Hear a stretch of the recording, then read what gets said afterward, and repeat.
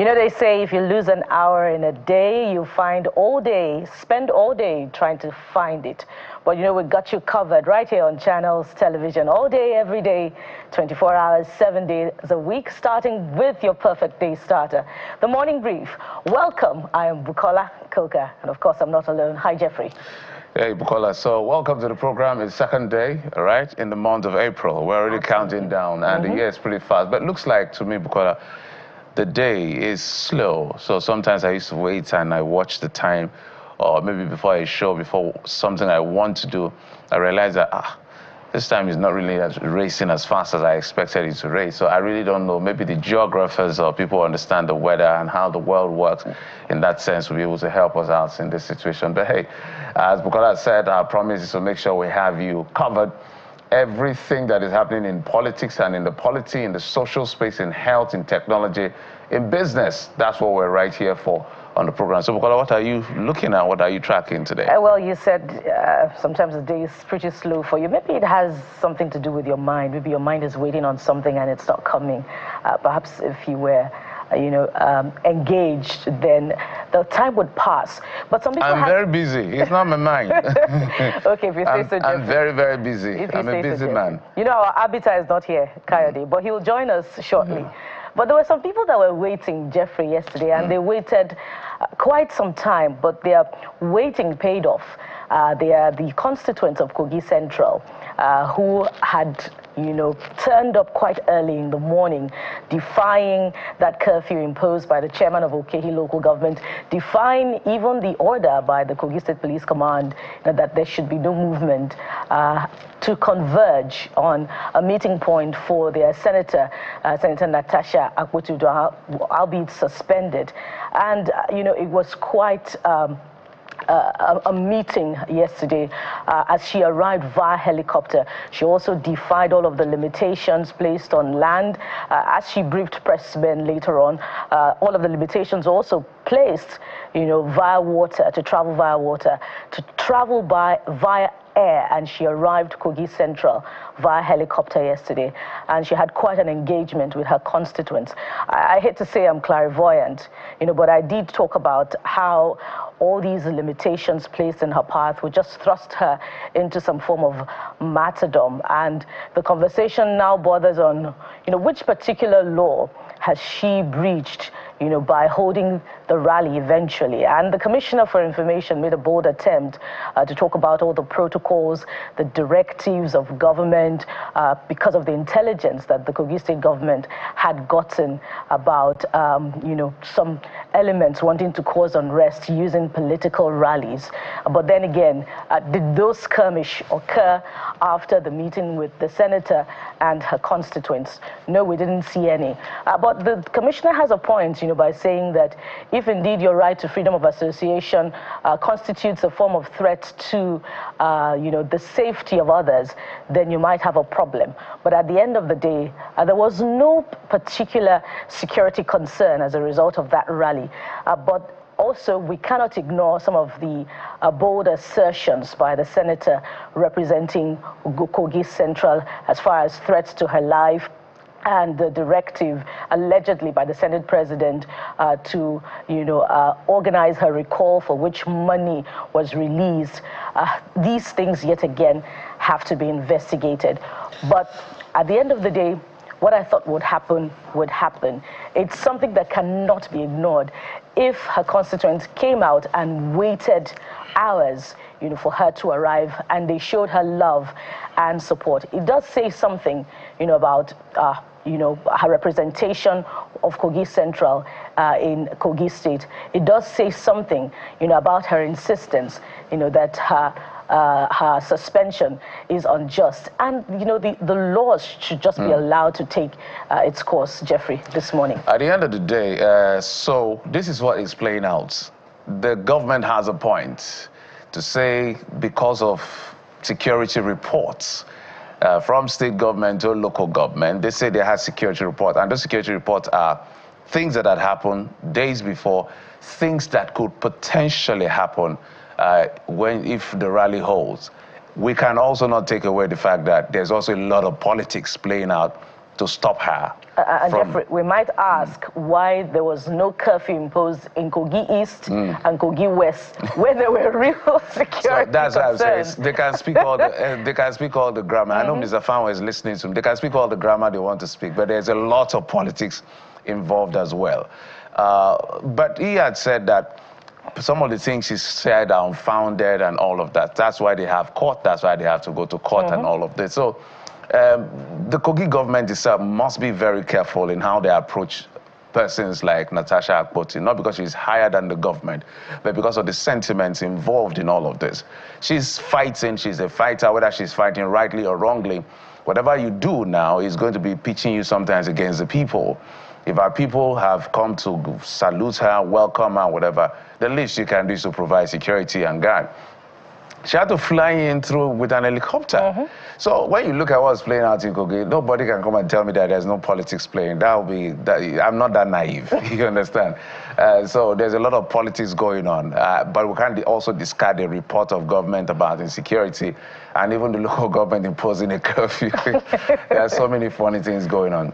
But all of this is all playing out ahead of that recall process. INEC, I'm sure, may or is about to start the verification process to those signatures to verify that all the people that signed are from that constituency, and then we'll know whether it will follow through if she's whether she'll be recalled or not. But hey, we're not alone. We're joined on the program by the third man in the game, Kayode Okikolo. He's far away in Berlin, Germany. Okay, it looks like it's noon where you are. Jeffrey, it's quite cold compared to Lagos this morning. Temperature is just below 10 degrees, so you can understand why I'm a bit calm this morning, not the usual excitement. But yes, I'm in Berlin, Germany, venue of a global disability summit. The whole world is gathered here today, and Channels Television is live in Berlin to ensure that we cover all of the events and show, not just as an organization, but as a nation, that we're looking in the way of inclusion, and we're big on inclusion. But that's not to take away all of the big stories happening in Nigeria today, guys. Yes, Senator Natasha Akpoti-Odoah, I still forging ahead with her fight. But then there's also the breaking story about the NNPC Limited, the president restructuring. I know that's going to be like the biggest news today in Nigeria. President Bola Tinubu restructuring well, I say restructure, but basically changing the leadership of NNPC Limited. So Mr. Melekari has been replaced, the chairman as well has been replaced. So, guys. Yes, absolutely. So that's the breaking news just coming in. The president, Bola Tinubu, has approved a sweeping reconstitution of the Nigerian National Petroleum Company Limited board, removing the chairman, Chief Pius Akinyelure, and the group CEO, Malam Melekari. President removed all other board members appointed with Akinyelure and Kyari in November 2023. The new 11-man board has engineer Bayo Ojulari as a new group CEO and Amadu Musa Kida as a non-executive chairman. So that is as we are getting, that's the breaking news. If you go to the handle of the spokesperson of the president, Bayo Onanuga, who is in charge of information and strategy, said Bayo Bashir, Bayo Ojulari as a new group CEO, Amadu Musa Kida as a non-executive chairman. Adedapo Shegun has replaced Umaru Isa Ajiya as the chief financial officer, has been appointed to the new board by the president. So there's a lot where, as the program progresses, we'll bring you up to speed with everybody who has been listed as far as this changes are concerned in the NNPCL. Some would have said, oh, what just happened? Some would say this is long overdue.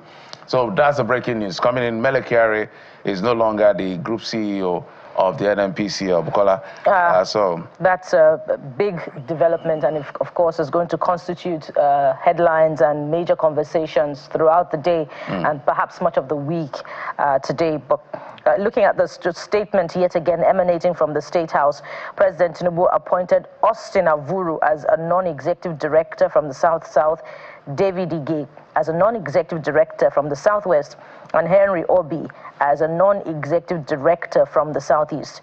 Mrs. Lydia Shehu Jafia, Permanent Secretary of the Federal Ministry of Finance, will now represent the ministry on the new board, while Aminu Saeed Ahmed will represent the Ministry of Petroleum Resources. All appointments are effective, by the way, Jeffrey and Kayode, today, April the 2nd. Okay, so that's as far as it gets. But let's bring you up to speed with what we'll be doing today on the program. And first up, because remember, Kayode is joining us. It's quite cold where he is, so we need to do something to bring him in. So Kayode, first we're going to be talking about leadership. We're going to be joined by somebody who is an international leadership development coach, Kumayoga, as the first part of the program. There's a lot of things about Nigeria's leadership across all levels, building ethical leaders, which is one of the major things lacking. In fact, compassionate leaders, I must add, is one of the things lacking as far as this is concerned. So we'll be exploring that conversation today on the program. And of course, we'll get to that third Global Disability Summit in Berlin, where Kayode is standing by to bring us up to speed with a conversation with the man who we all know, Jacob Pele, who will be joining us to bring us up to speed as to what exactly this summit is really all about. Channels Television is live right there in Berlin to dim the lights on this particular summit.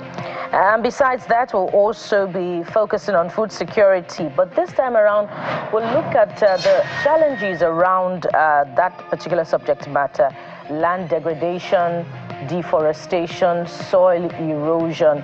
These are conversations less had as far as the bid to ensuring food security is concerned. So we'll pay some attention to it and see what efforts are being made at the subnational and the national levels, and perhaps with private sector as well, to mitigate these challenges as much as possible. We will also be bringing in focus women in technology. Today, we're talking about empowering financial inclusion through some level of technology, and we'll get to talk with a lady you are seeing there on your screen in our Innovate Her segment on the program.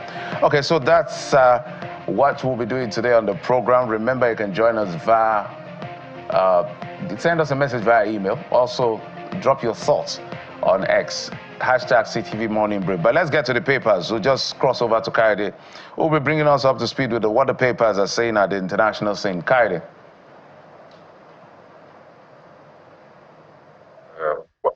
Daily here, just to touch base with news in this part of the world. I'll be showing you a Berliner Morgenpost. And this is what you find on the front page of Berliner Morgenpost. Again, we're doing things a bit differently today. So take a look at the front page.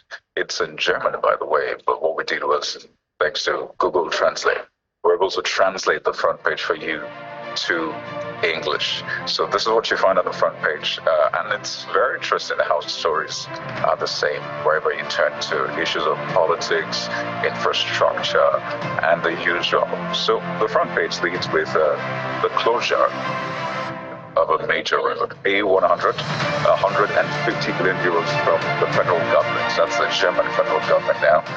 Wissem pushes for speed.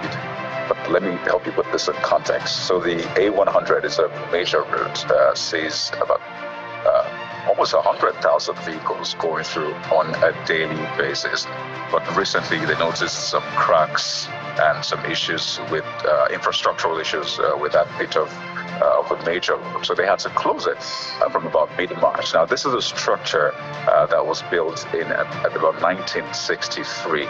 So it needs not just a major overhaul, but a replacement. So the German federal government has committed 150 million euros. Now, the name you see there, that's Wissem, is the equivalent of our own Minister of Works or Transports, in that sense, here in Nigeria, or in Germany this time around. So basically, the same issues. We have the mainland bridge going through its construction.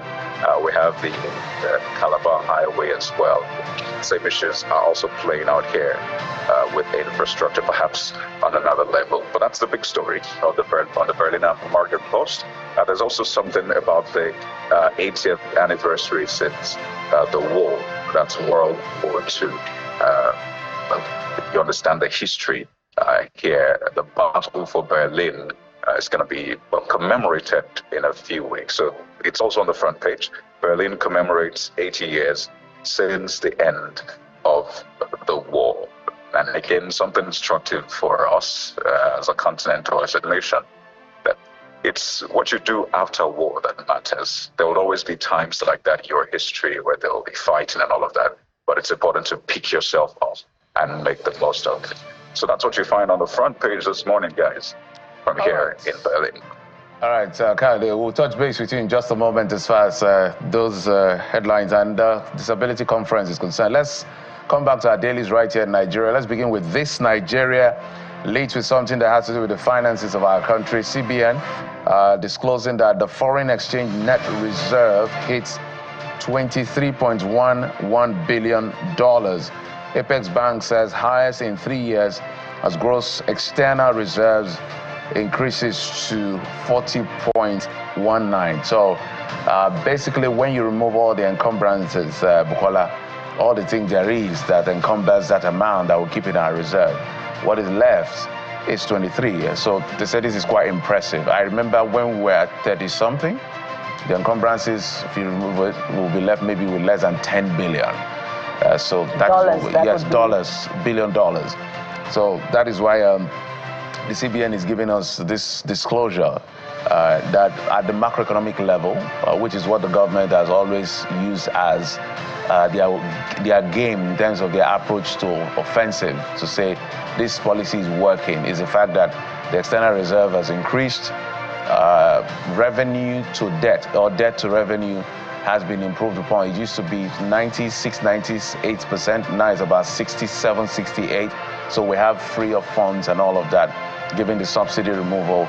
And they always say that the precursor to feeling it at the microeconomic level as household is how impressive the macro does, which is the debate Nigerians will always have. Because as soon as you say this, the next thing Nigerian goes is to go and find out the price of commodity just around them. And if it doesn't improve, well, it doesn't make sense to the average Nigerian. But this is what the data is. The net reserve hitting 23 billion rather, when you remove all what is encumbered as that 40%. And if you go down, okay, maybe you wanted to say something.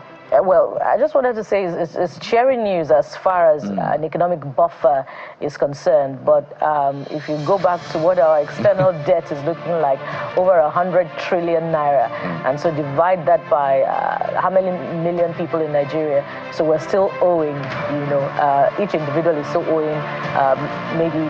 If you divided that by each individual, we're owing some form of I know that. I will do the calculation. That external debt is quite high. I think we should be doing about $50 to $60 billion. If it's 100, if it's about 140, 120, I'm not sure the exact figure right now. The point I'm trying to make is that this doesn't excite Nigerians. It doesn't change the amount of money in their bank accounts and how much Nigeria's external debt is by implication. But I hate to say it, I wish I had better stories to tell from the Guardian newspaper this morning, but it's just as grim. Discourse may take 11 years, 1.4 trillion naira to bridge 7.2 million metering gap. That's the big story there, and it's exclusive to the Guardian newspaper. And you see right there, beside the data, that very precious tool for Nigerians that either causes them a headache or gives them a rest as far as their pockets are concerned at the end of the month. So listen to some of the data or read on your screen. 576,161 meters per year takes 13 years to meter 7.2 million customers. Total registered customers, 13.5 million. Metered customers, 6.2 million, 46.57%. Unmetered customers, 7.2 million, and that's 53.43%. And you can go to the inside pages, that will be page 6, to read up on all of these details. But even 7.2 million looks, modest as far as I'm concerned. I'm sure if a greater survey was carried out, you'll find many more Nigerians who are unmetered. And that speaks a lot to the debt burden of the distribution companies and the concern that some Nigerians, try to cheat the system and go around to tap electricity and they're not paying. These are some of the issues that we're dealing with as far as electricity supply and management is concerned. Cheating the system is quite terrible. Also, the system cheating us is also terrible. One of the things that is killing Nigerians now beyond PMS price is the price you pay for power. Electricity in Nigeria is expensive. Now everybody's been migrated to Ban A. There's that perhaps plan to migrate a lot of people. And that is not funny, especially the low-income household. It's not funny at all. Even the people that have a bit of means, they are complaining right now, so it's not funny. Government has to do something in terms of policy review to help the people. But they said this is how they can encourage investors to come in and all of that. We've heard all of these stories. The problem we have in Nigeria is that when things go up, they never come down. Okay, let's go to the Blueprint newspaper. The Blueprint is leading with ramp up investments in oil and gas now. FG tells OICs threatening to revoke licenses of idle oil wells. Subsidy removal impacted economy, says experts. This is what I call, because I call this our camera one. No matter the grammar we speak in terms of what we say we are doing by every government, for now, our greatest source of revenue is from the oil and gas sector, and we are not even exploring gas enough. In fact, we're more of a gas country than an oil country. Trillions of cubic feet of gas we have, and just billions in terms of the oil we have. And so this back and forth as to the production quality, which is why we move from that JVs to, joint venture. Yes, I've forgotten what it's called now. The contract that you do that, the oil companies have to take all the burden, and then they share the oil in terms of like 4 places: costs, profits, tax, and all of those things, and royalty oil to what it plays out. That is why this is important to the federal government. But in terms of the internal economy, it's diversified, because when you look at our GDP, look at different sectors contributing, but what brings us effects is predominantly oil. And so that's why we are still a mono economy in that sense. Besides all of that procedural talk, Jeffrey, what befuddles me, and I'm sure befuddles Nigerians, is the fact that despite a significant increase in our domestic production capacity as far as petroleum is concerned, which is a key energy component, we're still importing, and there is very little accountability in that space. Now that military and the rest The other are day, gone. you even said that we may, in fact, be importing crude oil. That is very, very concerning. So what's the benefit of the 650,000 barrel per day Dangote refinery? What's the benefit of the additional Port Harcourt and Warri refinery? Why hasn't it led to abundant supply of the petroleum product, and more importantly, a reduction in the price of petroleum product? Okay, all right. So Kaide has joined us from Kaide. We'll need to catch up with you yet again in just a moment, so that we allow you get in and get some warmth. Maybe you get a jacket. You say it's cold, but you're out there in the cold. Thank you, Jeffrey. Thank you. I've got a jacket, but it feels like zero, literally. But definitely, there's a lot going on here.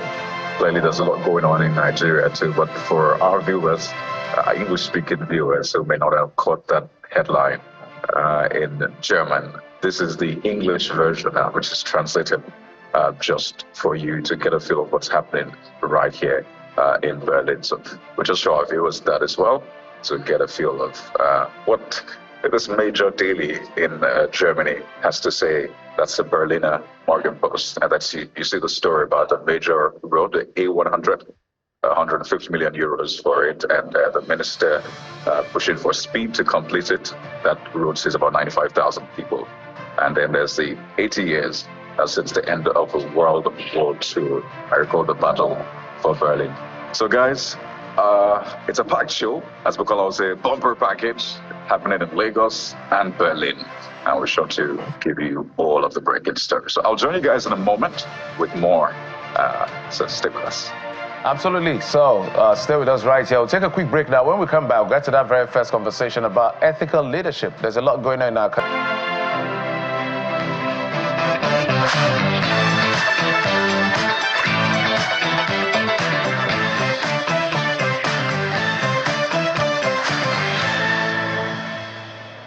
You know, a lot is happening in the polity. Either it has to do with the economy or with the politics of the economy, or even the political space itself. As far as representation is concerned, there's a lot to reflect on. So as we say, or as we ask often, is it a leadership challenge? Let's look at leadership this morning. And joining us to have this conversation is an international leadership development coach, author with a doctorate in educational psychology, Mr. Akomaye Uga, who joins us virtually from Calabar, the Cross River State capital, this morning. Thank you so much for joining us on the program. Welcome. Thank you, Bukola. Thanks for having me. I'd like you to first of all, inevitably reflect on some of the most recent challenges as far as political leadership is concerned. Either it's a River State or at the National Assembly, and even in Osun State, where there's so many challenges. And sometimes you see these scenarios where law seems to conflict with practice or convention, as the case may be. When you see these developments, is it a legal problem or a humanity problem? So, I believe it's a humanity problem. It is a humanity problem. We can do better, right? I believe that one of the biggest challenges with leadership in Nigeria is we put personal interest over and above common interest.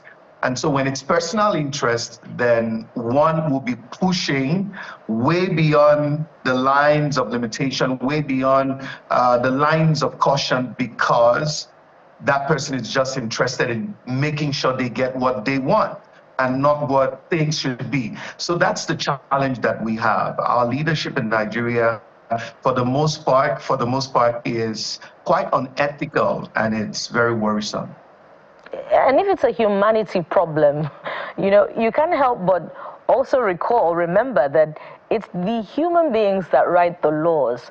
Why are they unable to obey the laws that they have put down, or perhaps those who have come before them have put down, have documented as guiding ethics and ethics and codes of conduct by which to live and manage society?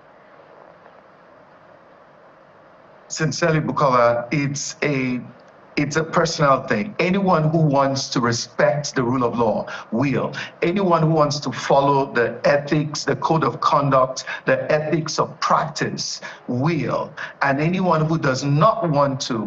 We just need a new spirit of leadership in this country. We need leaders who will lead from their heart. We need people who will lead as a result of vision, right? Having a vision for the nation, and not just a vision for themselves, for their pockets, to perpetuate their stay or to grow their power and influence. We need a new spirit of leadership. We need a new national orientation in this country. So let's talk about some of the practical challenges we're dealing with, and some of the practical solutions you want to bring on board. One of the challenges we have found out, people have said, because of our monarchical system, democracy is a struggle. In fact, one of the things we're dealing with right now is the issue of people vacating their seats or not vacating their seats when they defect to another political party. It's the issue of people trying to perpetuate themselves in leadership for as long as it takes and dominate as much as they can. So my question is, what, in your view, from where you sit, can we start doing right now differently to build and rebuild the mindset, first of the current leaders, and then build the mindset of the successive leadership we have? Because some people have even said this crop of leadership, we may just give up on them because they are cast in their ways. Do you agree? Yes, we can start a reorientation. Our leaders need a reorientation. Now, the big question is who's going to speak with them? We need together to agree that there's got to be a change. There's got to be a change in how things have been done. We need to together embrace the voices and the teachers and those who have gone ahead, who still hold the national values in place, right? We have to be willing to learn from them. And then there's got to be an ongoing conversation amongst the successive leaders, the younger generation, so that there is a new spirit of leadership. Because what I have seen is that sometimes the younger generation is complaining about how things are done, and then they get into office and repeat exactly the same thing, because nothing really has changed on their inside. So we have to begin to rewire from both sides. Our leaders who are there right now, we need voices they can listen to, voices who still uphold national values, who still uphold global best practices. And then we also need to begin to teach the younger generation, culturing them and preparing them to enter into leadership positions. One of the challenges we're dealing with, which I would like you to provide a solution as a leadership coach, is the fact that we're seeing a situation where right now we have a lot of godfathers in the system. The president is also a political godfather. Since he left office, it's been instrumental to bringing on literally everybody who has been governor of Lagos State. Now, to look at what is playing out in Rivers State, it's about political godfather and political godson. And sometimes I wonder, how did we get to the place where it is a person or just a few group of persons that decides the fate of our collective at the end of the day? So if you were to provide a solution, a systemic solution to that effect, using, say, the electoral system, what will it be? Jeffrey, that's a tough one, but yes, it's something we can start doing. I would say that it is difficult because the godfathers that we're talking about now have raised people, have put people in strategic positions, and you're not just going to take them out overnight. These people have grown, these people have gained influence with the people, but they serve the interest of a godfather. Now, so if we're going to do anything differently, we must strengthen our structures at the grassroots. We must also begin to talk to our people at the grassroots, to where at the grassroots people are not easy to buy off. Because in the Nigerian, polity, even when you know that this is a better candidate, for example, and this one is not a very good candidate, if the one who's not the very good candidate can give you something, if he can pay you, if he can reward you, if he can give money, then it means somehow he's the one preferred. We have to begin to teach our people from the grassroots that choosing the better leader is what holds the future for us. Because you finish spending what you've been given now, you vote someone who's not the better candidate, and then the polity suffers, the economy suffers, and the people eventually suffer. We need to drive that message in enough to where at the grassroots, where leadership really begins from, political leadership really begins from, that the people will know to choose, make the right choices, in spite of what kinds of incentives may be offered by those who are not the better choices. That's one place to start. And it's a good thing that you mentioned people at the grassroots. So very quickly, let's talk about the concern there. They say that the people are deserving of the kind of leaders that they elect. Would you say it's a challenge of education? Because when we recall events that shaped the 2023 presidential election, you'd also find that, ethnicity was a divisive issue, even amongst the educated, perhaps not the elite. What are the factors that you identify in that space with the followership themselves that we need to surmount if we must make better choices of leaders? Okay, well, Bukola, there are people who are educated but are not. In educational psychology, we were taught that learning has happened when there is a relative permanent change in behavior. So somebody can go through school, can amass degrees, but if their behavior has not altered to align with what they've been taught, learning really has not occurred. So there are people with degrees who are not really educated. So yes, it is a problem of education. That education has got to happen, and we will know that the education has happened when the behavior of the people begins to change. When we get to that place where people will say no to being bribed to vote and will go on and vote a candidate that they believe is the better candidate and someone whose ideals hold a future for them, then we can say education has happened. We really need to educate our people because I believe that there is a lot of defect in that area. I wonder how many years is really in between that time and now.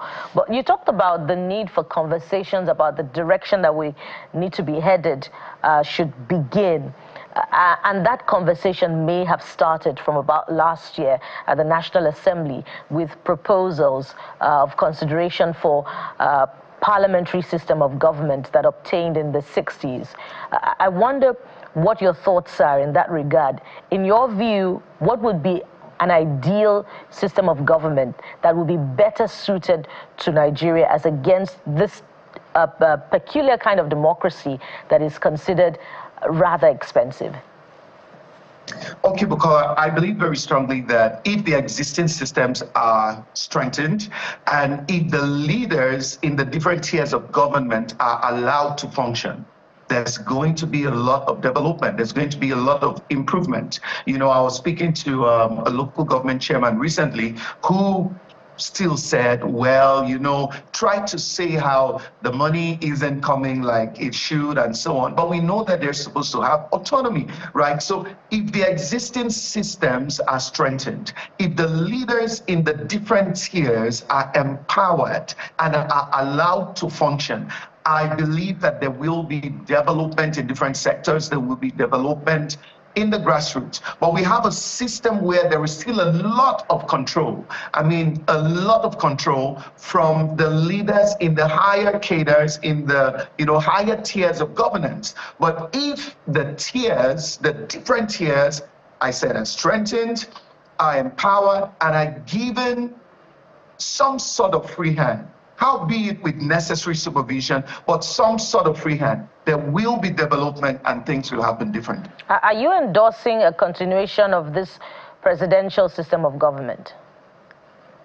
Well, my point is this presidential system of government is not altogether bad. I'm open to something new. But if this one was even done differently, as it ought, we will see a lot of improvement to where we may not be in a hurry to want to transition to another system. So let's talk about what we're dealing with right now in terms of practice. Strong men over stronger institutions that it should be. We should have strong. In fact, if Donald Trump was a Nigerian, he would have gotten away with a lot of things, respectfully to our system. But the systems there have prevented him, even with executive powers. He's challenging courts and all of that, and he's losing them flat at the end of the day because the American system, institutional systems, they are quite stronger than what we have today. These strong men we have in our politics and in the polity generally, because sometimes we just call politicians, but there are people behind the scene as well. They are not ready to go anywhere anytime soon. And the populace, the citizens, or the electorate as they are called, sometimes are limited in their capacity to effect the kind of change they want to effect. So what do we do differently? Maybe I'm repeating the question in a different way, to ensure that we minimize strength of men and amplify the strength of institutions? Jeffrey, sincerely, we will need a leader who has the political will, the intestinal fortitude to effect the change. Because, like the things that you have just talked about, these systems can only be shaped, restructured by a certain class of leadership. So we will need leaders in the system who are thinking like how you and I are thinking right now, and is willing to strengthen the systems and to shape the systems to where we can have a lot more trust in the systems. Sincerely, there is not so very much in the current circumstance that the grassroots can do. We can shape the judicial system, we can shape, but we know that if we have some kind of leader up there who is interested in repairing the damage in the systems, closing the loopholes in the systems, and getting the right people sitting in the right seats, then a change will begin. So we need leadership driven by a national vision, and we need leaders that have the political will and indeed the intestinal fortitude to push change, the kind of change that can influence everyone positively. So let's talk about qualities of the kind of leader Nigeria needs right now. Because we vote emotionally in this country, we vote across ethnic and religious lines. Nigerians will see that this, my brother, is the worst thing that has happened to a country, and they'll give him a second term. They'll give her a second. That's how we, unfortunately, we have not gotten out of that loop, because it's our chance. We don't know when we're going to get it again. So let's just manage the crisis for as long as it lasts. I mean, across board. So in managing all of this, if you were to give us, let's say 3 or 5 qualities, I don't know the latitude you want to go, as to what we need to look out for in a leader that can change Nigeria, including our current leader, President Bola Tinubu. Maybe some of those qualities you mentioned, he may imbibe it or already has it. What will it be? Number one, he has to be vision-driven. He has to be vision-driven, not ethnic driven. He has to be vision-driven. A leader that will bring about change must be vision-driven. Number 2, he has to be strategic. More strategic than, being interested in bringing his brothers or his sisters and all. Nigeria is blessed with human resources. We are blessed with people who are making impact in different parts of the world. I've lived in North America, of course, and here in Africa. And there are people we've met out there who are doing wonderful things everywhere. Europe, America, different parts of the world. Can we bring these people to contribute, irrespective of whether they are Igbo, Hausa, Yoruba, Ibira, or whatever tribe that they are? Can we do that? So he has to be vision-driven, he has to be strategic, and he also has to have a strong political will. Because in Nigeria, the things that happen are more driven by personal interest rather than common interest, right? So it has to be more about bringing development to the people and not about doing something that will bring out contracts that will move money to someone's pocket. There should be a greater drive towards pushing for development rather than personal profit. If these 3 things are in place, the other things will follow. The other things will follow. We need a national vision. What's our national vision? If you read stories of countries like Malaysia, Indonesia, some of these countries, they had a national vision that drove them to where they are today. They moved from third world nations to first world nations. How did they do it? If you, Read stories of countries, Dubai, United Arab Emirates. They have had a national vision that has been driving for tens of years. And we can see it reflected. Look at what Qatar has become today. Do we have a national vision in Nigeria? So if this leader is driven by vision, if he is strategic, and if he has a strong political will, things will definitely happen in this country, Jeffrey. We have all that it takes. Let's look a bit more at development and what is perhaps maybe missing. And we can look at other African countries like Liberia that has had a female president. Botswana just elected first female president. Rwanda has a healthy women representation of about 64% in parliament. But the story is a far cry here in Nigeria. What measure of development may Nigeria be missing without a healthy women representation, either in parliament or in the other corridors of power? A lot. We're missing a lot because there's no research that has shown that capacity is dependent upon gender. Our women are loaded with potential. Our women are contributing in society. Our women are leading in industry. And it's high time we, began to think differently as a country. I believe very strongly that given the opportunity, there are many women who will contribute in such a phenomenal, a way in our nation. And in my observation of women in, leadership, I see that generally speaking, this is just my observation. Generally speaking, a woman who has capacity and who's given the opportunity to lead usually leaves behind tremendous results. I mean, I remember Dora Akunyili, and some of these people that occupied certain sensitive positions, they made tremendous impact. We have to move beyond this bias of the man is more superior. No, that is a faulty African mindset. Everyone is allowed to contribute. If you've got the solution, you should be given the opportunity. We need our women in politics, we need them in government, and we need them in different tiers of engagement in our nation. And let our women loaded with potential contribute their quota for the development of our country.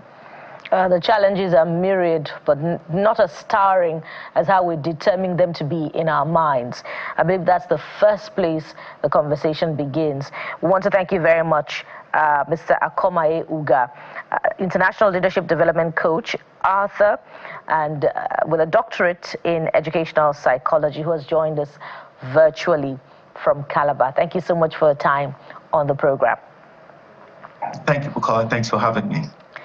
There's so much more to come on the show as we head to Germany for that conversation on disability inclusion. Kaide will be bringing us all of the important details you don't want to miss. Stay with us. We'll be right back.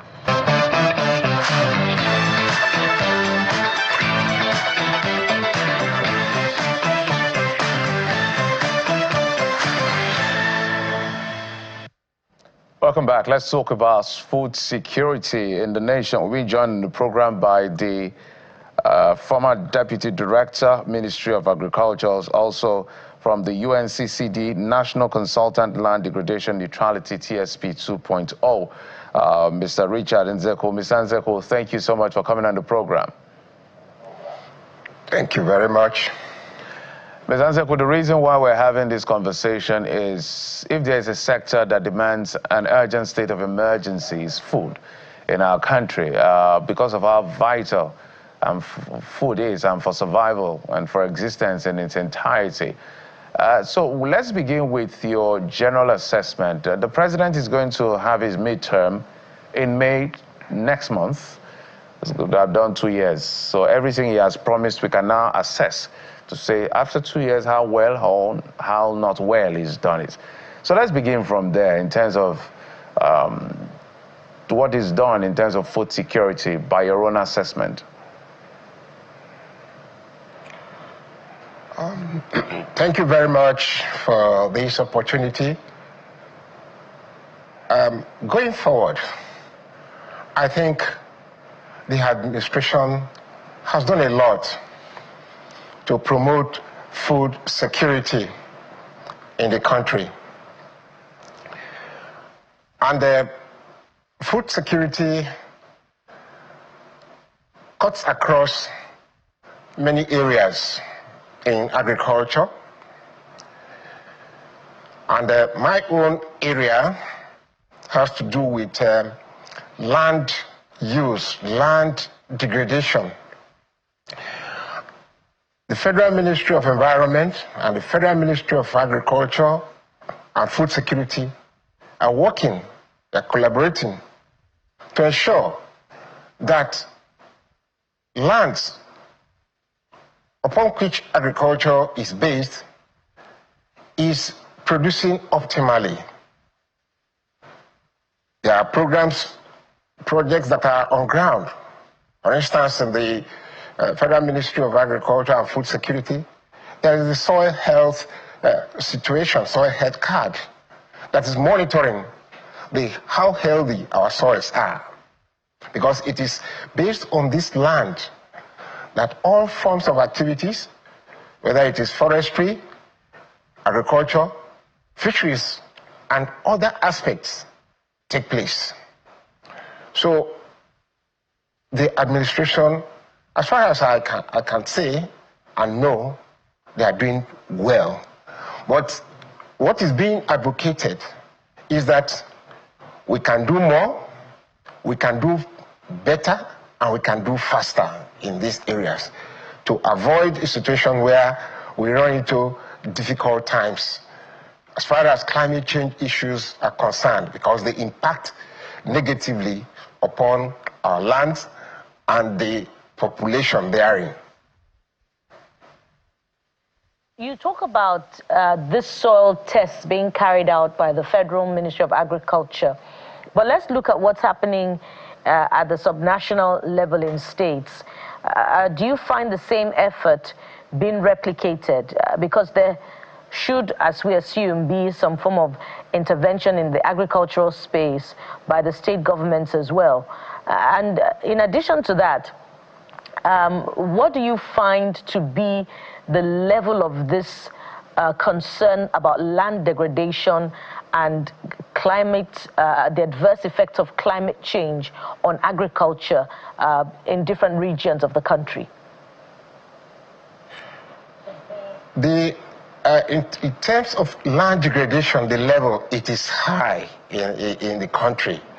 In fact, some recent information that is available indicates that about 19 million hectares of Nigeria's land and Nigeria's agricultural land are degraded.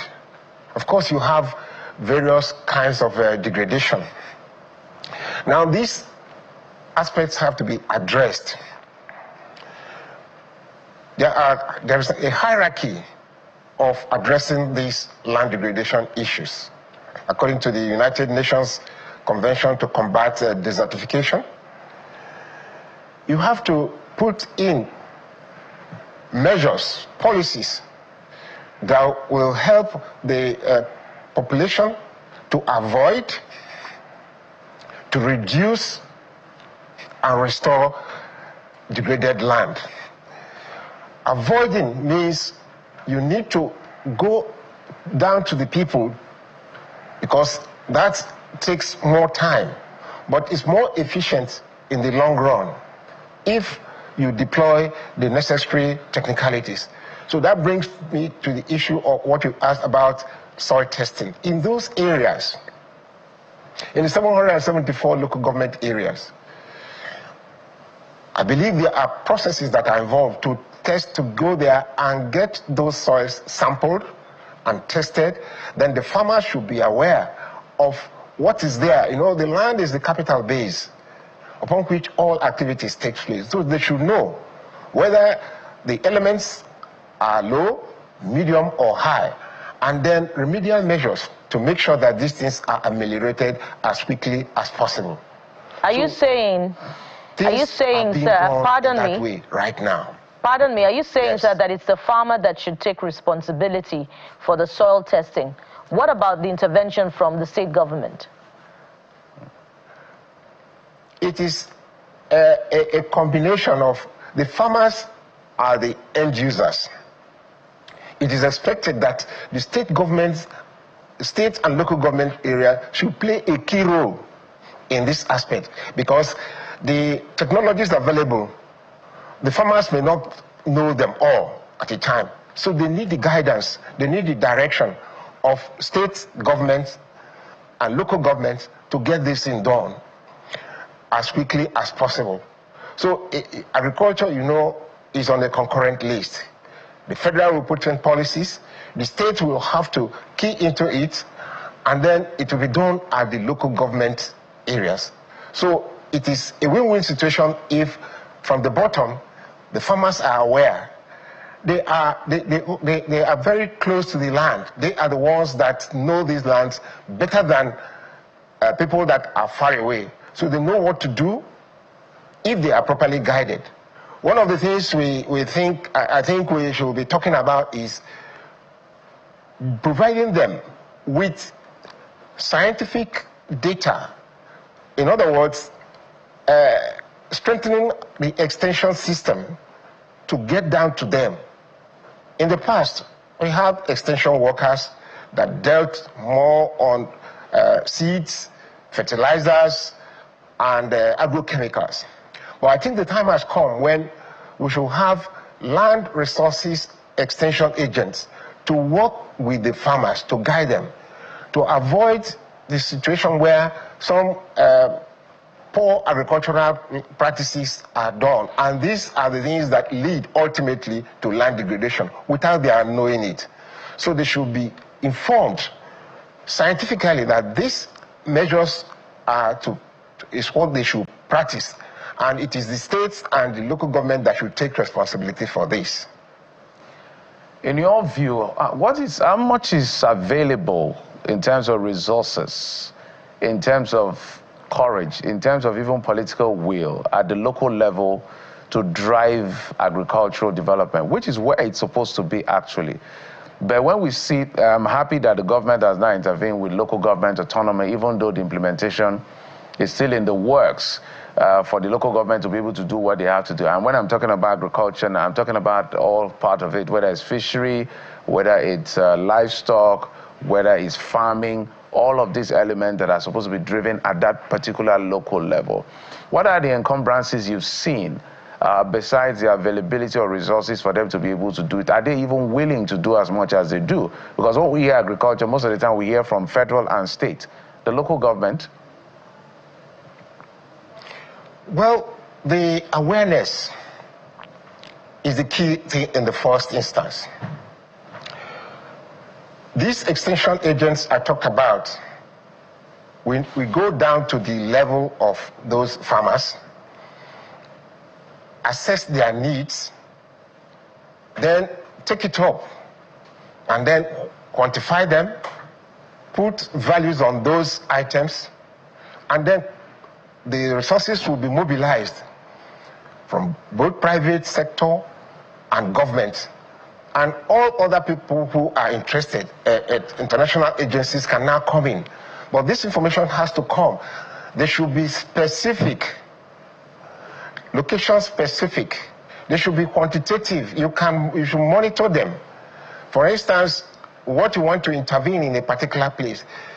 Technology has it that it has to be spatially explicit for you to know the coordinates of a particular place where you are intervening, so that you can monitor it over a period of time. Farmers are being encouraged to have more trees on their lands because this serves two purposes. In some places, we call it agroforestry. You still get your cash crops. You now get some forest products. And in addition to that, the land is covered. So you achieve multiple benefits when you have farmers or participating groups taking this course of action to ensure that all the time our lands are covered. Because it is when they are exposed to the whims and caprices of the environment that they are eroded. It starts with real erosion, sheet, and gullies. So if the farmers are aware by this core of extension agents we're advocating, then they can begin those practices. They can avoid all those practices that are poor right from the beginning, and then the benefits will increase. Ms. Ansel, so part of my question, if I may come in, part of my question is, there are resources deployed. I know you are benchmarking it on extension workers, you're benchmarking it on the farmers themselves. I'm talking about government intervention in terms of empowering them to do what they have to do. There's this much they can do as far as that is concerned. So I want you to get your take as an expert within that field of how much of those resources at the local level is deployed to these measures you've talked about, and whether they are really moving the needle. Because if we fail in this, we're failed. Yes. This area, some of these areas have been neglected over time. Now, it is impacting negatively upon us. So the 3 tiers of government have to sit round, have to make intentional budgets that can be monitored to be sure that those resources they put get to the farmers, get to the people for which they are meant. Whether they, in terms of, let me say, for example, fertilizers are often given to farmers, or they buy them, or they are subsidized and so on. But there are other aspects of enriching the soil that farmers can undertake if they are properly trained. For example, making of compost. Compost making is a major intervention. If it is done, the farmers can be taught how to do it so that they can complement the use of inorganic fertilizer with those compost. In that case, the soils become more stable. The important organic matter that the plants need are available, and they recycle those residues that would have been otherwise thrown apart. They recycle it into the system. Biodiversity conservation. Trees are planted, some of these things are walked back into the soil, into the land. So my take on this is that it is a tripartite, even 4, because you have the intervention of some international donors. They would like to know what the country is actually doing before they intervene. At the federal level, the main proposal is said, the policies are put in place. One of the things that we noticed so far is lack of synergy among the major implementers of these programs. Everybody takes his own direction. So there is need that when these programs are formulated, all the agencies, the ministries, departments, agencies, non-governmental agencies, they all have a stake, and they will be part of it from the beginning until the program comes to an end. We now have transformative programs and projects on board. Thank you. Beyond the lack of synergy, are you also, by your answer, confirming that year in, year out, there are no intentional budgets from the subnationals to tackle these challenges? You can answer that first before I come in with my next question. Well, at the subnationals, they may have figures given at the beginning of the year, the budget year, but what happens at the end of that year is where our interest. Figures are put up. Is there a system where you can monitor? If you put XYZ Naira, at the end of the day, what got down to that farmer in that community, in one of the communities, maybe far away Borno or in Bayelsa State, how much of what was budgeted got to them? It's not a question of having figures. Yes, you can have figures run into billions of naira, as the case may be, but how much of it, in what terms, in real terms, how much gets to those farmers? It can be monitored.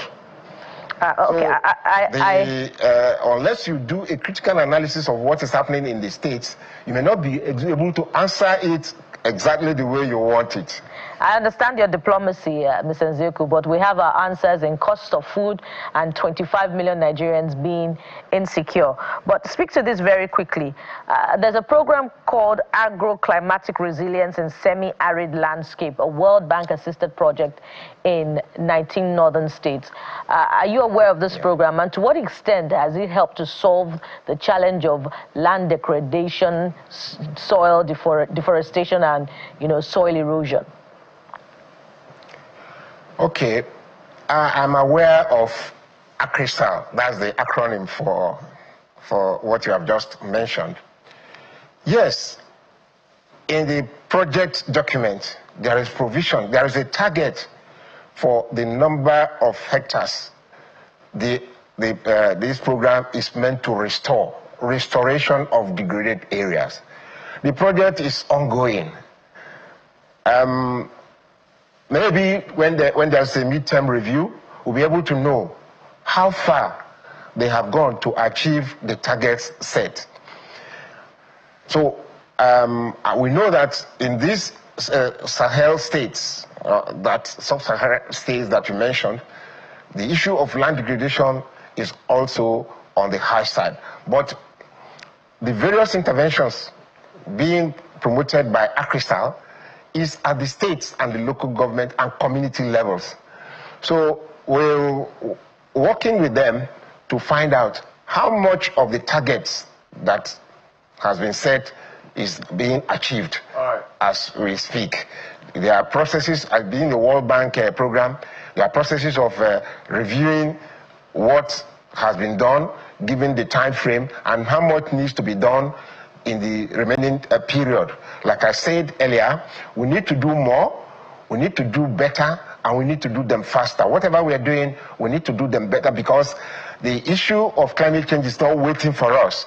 Rather, it is coming to make us stand on our toes and do all those sustainable land management practices, because that is part of what ACRISAL is doing.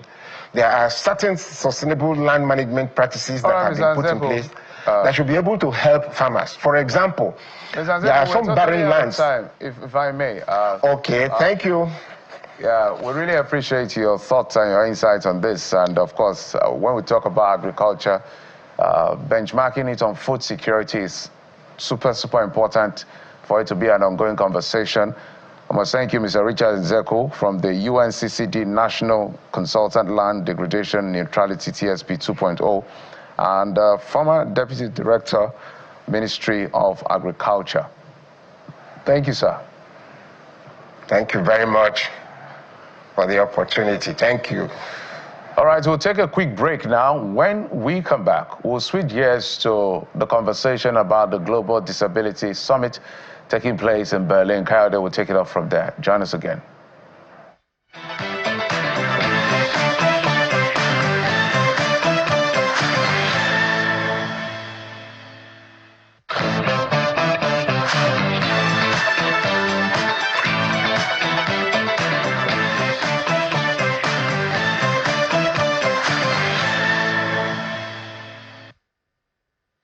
Welcome back. So let's head to Berlin. Kayode is standing by to bring us that conversation on the third Global Disability Summit taking place in Germany. Kayode. Thank you very much. It's the conversation that the world is paying attention to, and it's great to be here and to ensure that Africa, Nigeria is counted when it comes to inclusion. And this, we're live in Berlin, and we have joining us the head of delegation for Nigeria, is CEO TAF Africa, Mr. Jacob. Thank you, Kayode.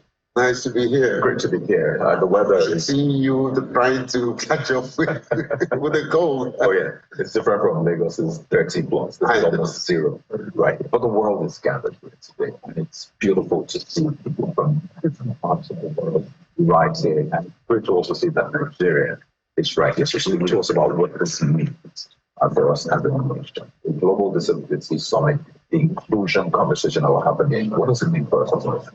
Well, as a nation, it means development. All the conversations we've been having and all the interactions and all the people that we're meeting, we're looking at how can we, one, learn from them, two, attract development, and specifically economic development. We're also looking at how we can also borrow a lead from those who have affected political participation for persons with disability. I'm glad that Nigeria is fully represented. The Minister of State for Humanitarian is here. We have a number of legislators, 3 chairmen of different committees, including the Committee for Persons with Disability, and of course, several NGOs. We have full representation. And at the end of the day, I think it will mean a lot to us, economically, politically, socially, and in terms of relational and collaboration. There's been a lot of meetings. I was glad yesterday when we met with the group from the Commonwealth, for persons with disabilities, especially with children. We've had a number of side events that we've attended. But I'm glad to also say that I will have the privilege of delivering 2 keynote addresses and a fire chat event. 2 of them will happen today. Nigeria is so blessed that I'm looking forward to being the speaker after the King of Jordan. And then the beautiful opening ceremony. But Kennedy, I want to use this opportunity to thank you and your team and John Momo for letting Channel be here, not just by proxy, but in person.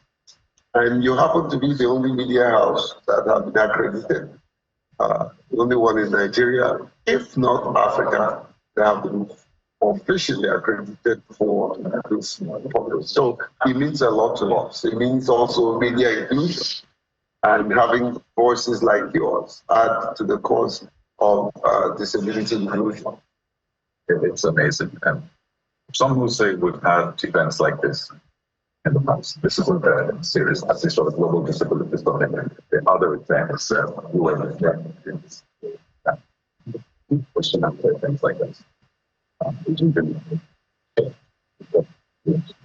How life changed. So when we return, what are those things that you'll be looking at? Because we have representatives from Nigerian government here as well. So what are those things that, as a matter of necessity, must be introduced? I think there are 2 things, 2 takeaways. One is the involvement of government at the level. The president was invited. I'm sure the minister will represent this, or maybe, who knows? Don't be surprised if he shows up. The Chancellor of Germany is in person coming. And so when we go back, we believe that we will have more political will on the part of government and the legislature. We believe that most of the big NGOs that are here will begin to look towards actualizing and implementing disability inclusion. I'll be happy to announce that we've had scheduled meetings with CEOs of most top organizations. We'll be meeting this afternoon. And so at the end of the day, we should be able to attract economic, developmental dividends out of this. But also, like you rightly said, I'm very passionate about people's life changing. I believe that there are a number of persons community in this conference that may attract some form of scholarship, may attract some form of gifts of devices. There are a lot of exhibitors who are in this conference with several devices, whether it's optical, wheelchair. So there's a whole lot that we can take home as tangible dividends of this conflict. But also, we agreed yesterday that we're going to make a proposition to the organizers that it's time for Nigeria to also be co-host of events like this. The first one was England, the second one, Kenya. The third one, Jordan. So who knows? Nigeria could be the fourth, what they call the third world country that will host an event like this. That'll be great to see you. That'll be great to see the questions I need to ask. And I must say that events will be beginning soon. So we're early birds to ensure that we fly the Nigerian flag, the African flag, and bring all of the things happening. First, now, from your experience with South Africa, working with disability groups, with great Nigerian Muslim, the very tricky word, I said what it's like.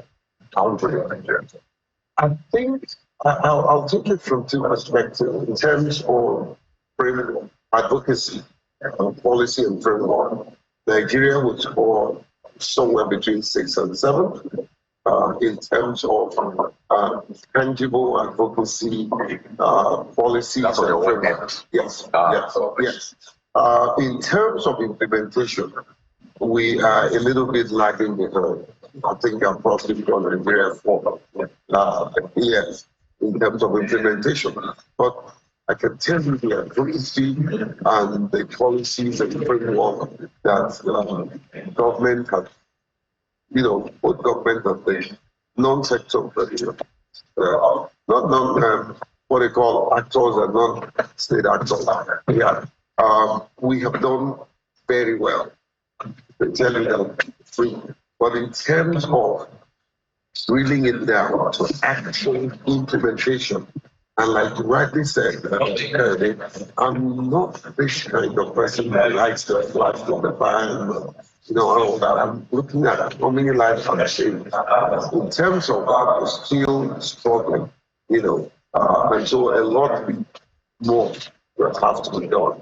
In terms of, this would make you happy. In terms of media inclusion, I think I will score Nigeria 8/10. The media space has opened for us, for your chairman to personally agree for you guys to come. And I want to dare say that we're not paying Channel for this. This is your contribution to disability inclusion. And so for us, this is a good step, the right one. In the direction that we're doing. And just to push us forward to help people understand that everything is important. You give us statistics with Nigeria. By the way, it's a spectrum. Some people imagine people living with disability as people on the it's also especially but there's a spectrum. Yes. And there's more people that will get there. There's non-visible. Exactly. So what that means is that when even out the section of the population, in terms of even contributing to the government's contribution to civic people into making our name what the sense of how we're missing out on as an organization, as a government, as a people, as a family, as a society. I think statistics shows that there are 15-16% of the global population, 1.3 billion people across the world, are people with disability. We want to project that in Nigeria, we are 60% of the entire Nigerian population. Yes, that's the starting. Yes. So, but then, statistically speaking, and I'm very careful, we are cautious. We keep using the figures, 35 million in Nigeria. One, I believe we can be more. Secondly, it's also an important element, because now we are beginning to struggle with accurate, verifiable, evidence-based data. And that also will have awakened my consciousness, because that's one of the things that I'm going to be projecting in my keynote address about the need for the developed world to come to the aid of not just Nigerians, but Africans because we need credible data. We don't have those credible data. All that we do is guesstimates or projections, and it's not helping us in terms of developmental planning. So there's a need to scale up intervention, whether it's funding, technical assistance, technology. And these days with technology, you can just mine data just like that. And it's also important to underpin what you said, Kayode, because our kind of data is a little bit different because it has to be in such a way that every segment of persons with disability will have the data running. And I think I want to say here that I am grateful for my partnership with channels and other media because the algorithm, and this is verifiable, if you go to IDEC database, the algorithm in terms of persons with disability who are eligible to vote, the algorithm community is leading every segment of persons with disability. And the chairman will always say, well, Jake, that is strategic advocacy. And I want to thank individuals like you and John and the owners of other media houses that have really given attention to what we do and have brought us to where we are. But we still have a lot to come. Absolutely. And that's great to see. That's why we're here for the next 2 days. It's going to be a lot of activities and channels that we're going to do that all of those conversations are re-echoed back home in Nigeria and in Africa. We have to thank you so much, Mr. Jake. I know there's a lot going on and also catch up with all of the things going on. The German Chancellor will be here, the King of Jordan will be here. He will be speaking out to King of Jordan. Yes. So something to watch out for. The first keynote is address. There you go. Yeah, but I just want to use this opportunity to talk to partners. Channel Television, some other television has, but at this moment, Channel Television has committed huge resources towards that. Please, they are not the one begging you, I'm the one begging you. Please help us so that we can partner with them and sustain this relationship. It takes a lot of money to do this.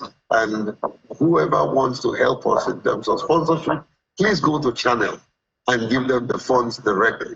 I trust John and his team, and they will be very accountable.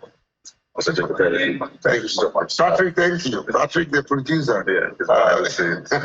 Jekepele is the CEO of TAN Africa. He's the head of delegation for Nigeria at the Global Disability Summit in Berlin, Germany.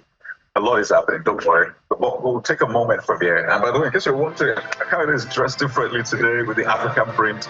But that happens when your baggage is stuck somewhere and you just have to make do with what you have. But Jeffrey Bukola, and that's what we have, at least so far from here. There is a lot more. It's the opening ceremony today. And of course, we're giving you a lot of feedback. But that's so much we can take from here. We're back with more Kayode live in Berlin, Germany, venue of a global disability.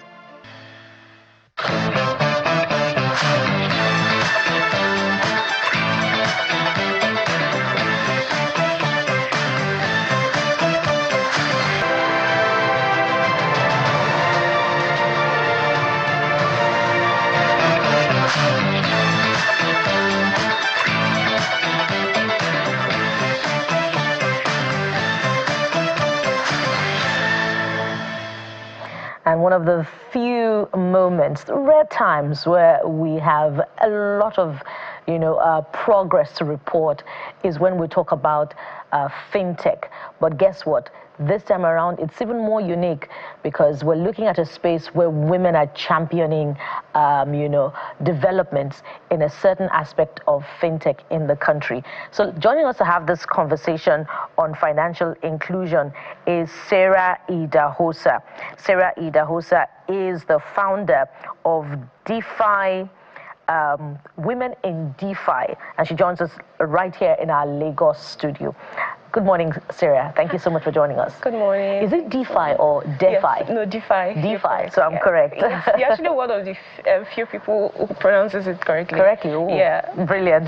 Thank you. So what does it mean? Yeah, that's a good place to finance. start. So that is why it's DeFi and not DeFi, decentralized finance, which is basically normal financial services, but on blockchain technology, which means it's decentralized because it uses an open network. So yeah. So there are more terminologies for you to define besides DeFi. There are neobanks, blockchain technology, peer-to-peer payment, and a lot of times we hear this, but many Nigerians don't understand what they mean. So help us out. Okay, so blockchain technology, I'll start from there. So that is, a blockchain is basically a decentralized ledger that can be used to record or store transactions or information. So think of it as a network of computers that are being connected together. It's not being controlled by a single person. As long as it's been created, it runs through what they call a smart contract, which are basically conditions that have been created by the developer in the space, where you can learn from them, where you can also, like, if you have any struggles, any challenges as you're learning, we're always open to help you out. Like, at Women in DeFi recently, like, we started giving out laptops to some of our community members that we see that they're performing well, but they do not have the right work tools to actually thrive in the space. So the best advice would always be, look for a DeFi community. If you're a lady in particular, look for women-focused community, because you would always have women out there ready to share resources with you, ready to respond to your questions. And the next thing is to build an image, build a personal brand. I can't say I'm in the DeFi space and you go to my socials, for example, you're seeing things about entertainment, which is totally off what I do. Yeah. Definitely on my Twitter, on my Instagram, anywhere you go to TikTok, you definitely see me talking about DeFi, talking about Web3. So as a lady, if you're coming into the space, after you've learned, the next thing is to build a personal brand. That way, people get to know you, also be able to connect with industry leaders, industry experts, and you get the opportunities. Most of the biggest opportunities I've gotten for myself, like for myself in this space, have been through communities, through events, and even through my social network. It's very rare that you see me going to someone's DM or writing a cover letter to apply for a job in this space. But because I'm actively present. We all know this, we're currently in the creator economy. If you're not coming out, if you're not being loud about what you do, no one would actually pay attention to you. So if you're coming into this space, as long as you're doing all of these things I've mentioned, you're going for events, conferences to connect with industry leaders, trust me, there's so much opportunities that you can actually tap from. Like, no matter the niche, if you're a marketer, you're a developer, you're a writer, you're a video content creator. Yeah. You've almost gotten a convert here in me. But first of all, I'd like to hear what your annual returns are before I become fully converted. Okay. Well, don't go there yet. I'd like you to speak to who your target audience would be. And I imagine they would be the daily earners and the marketplaces, those women who are selling tomatoes, vegetables, and the likes. Who more often than not, their options for financial service would be a susu or the alajos. How do you convince them about the viability of the technology that DeFi offers? So if I'm being honest, for the women, like in the grassroots, like, it's always so difficult to get them onboarded because it's digital assets.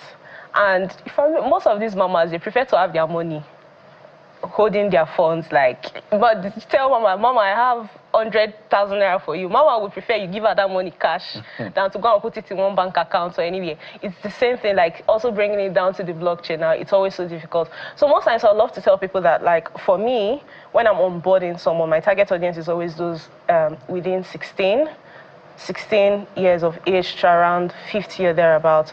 People probably already have basic knowledge about technology. If you do not have basic knowledge anyways, you're still welcome. As long as you're young, you're open to, like, learning about it. People that can actually take out time, because the blockchain space is so broad and it keeps evolving every day. So mama that is selling in the market will not really have the time to come and sit down and be taking classes every day, or to be attending sessions. That's where financial inclusion is needed. That is why right now, one of the problems I keep saying that we have right now in the African DeFi space or Web3 space is that we still do not have products that are simplified enough for even people like them to be able to utilize. It's a major problem. Like, we do not have localized products. Yes, that's the right word. We don't have localized products that can be easily accessible to these people.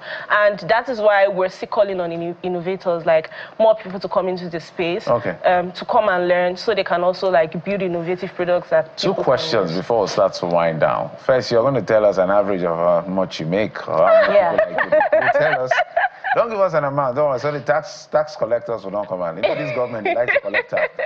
The second part is help us understand, for those who are not familiar and not even comfortable, what is Web 2 and Web 3?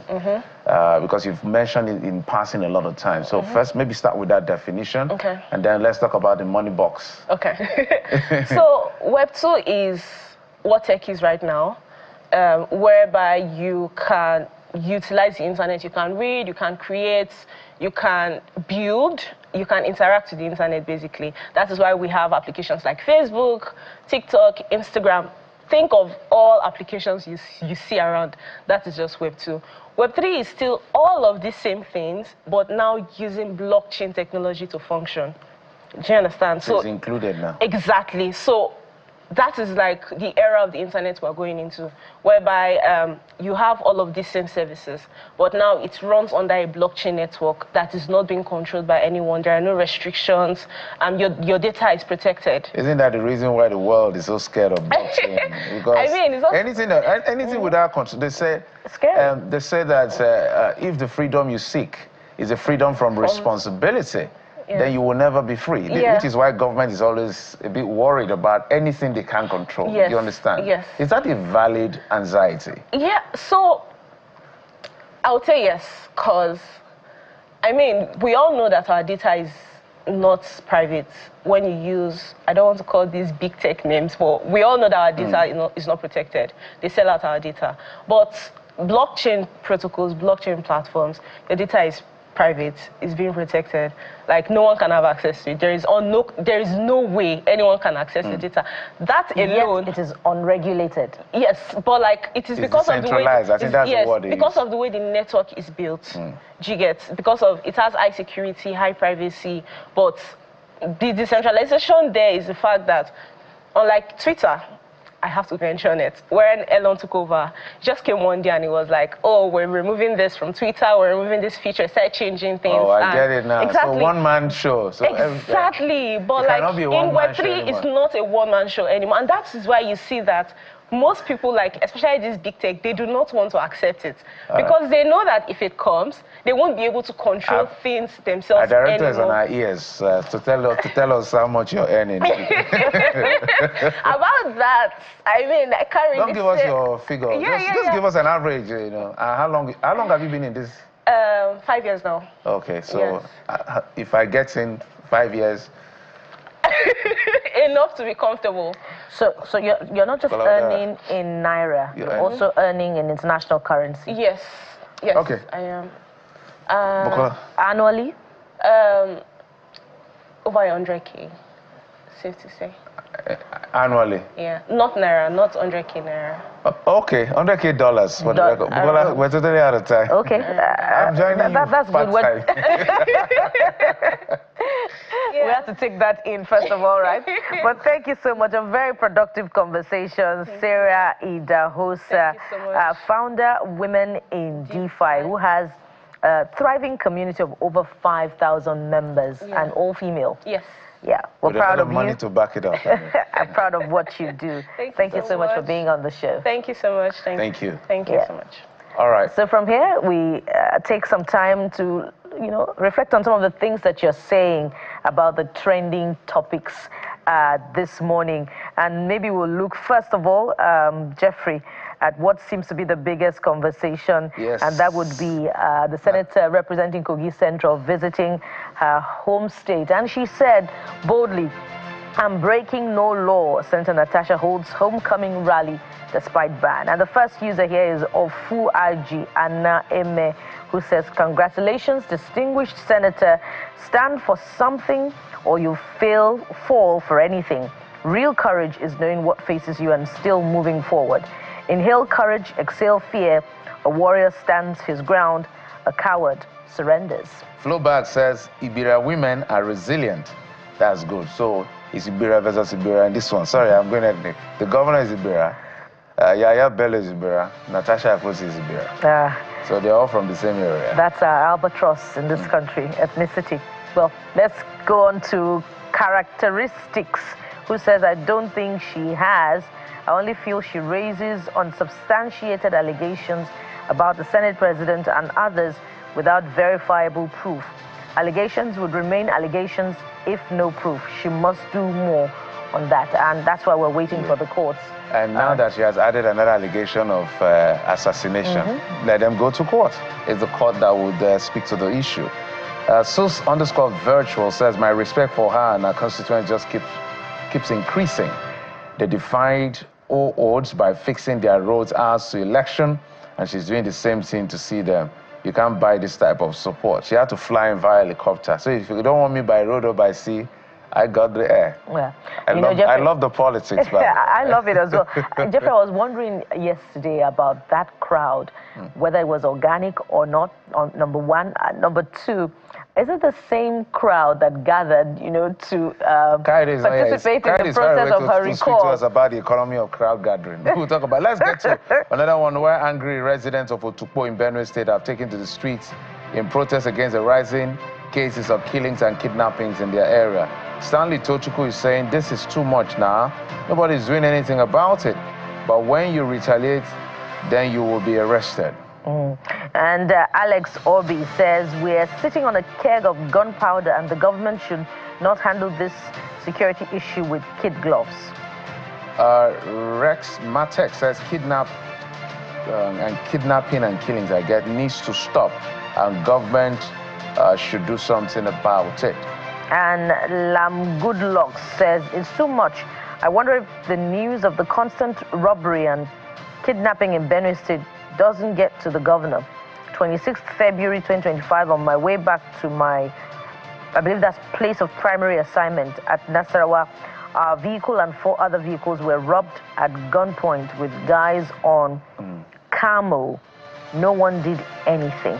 I think that the level of insecurity in Benue State is underreported. We've spoken about this time and again, and we've had the government come in, had other people come in around the state who have said the government is not being honest, the government has said they are doing their best, they are saying their best is not good enough and all of that. I think the country and the presidency, everybody has to look at what is going on in Benue State. That is actually the food basket of the nation. So if anything goes wrong, we will suffer. In fact, we're already having the impact of all of this. And these issues have been, it predates a lot of the people that are in the game right now. So it's been an literally ancestral issue. But there's a way to resolve this. So the issue of insecurity in Benue State is something we need to bring to the fore and look for a way forward. Government, everybody has to look for a way. But Jeffrey, Benue is not alone in that concern. There is Ondo, there is Oyo, where there are real concerns of herder clashing with communities. There is Edo State, we haven't recovered yet from Uromi. So a lot for security agents to reflect on, and the executives themselves as well. The president has ordered recruitment for the police force. Where are the results?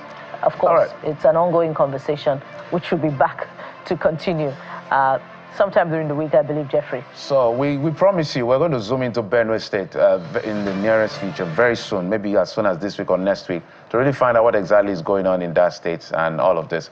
But wish everybody well. Thank you so much for your time and company. I think, Bukola, we should be expecting a court judgment today. I'm looking out for that as well. Thank you for your time and company. Sunrise Daily is up next at the top of the hour. Bye-bye. I'm Jeffrey Uzama. Of course, we'll be back again tomorrow, same time. I am Bukola Koka.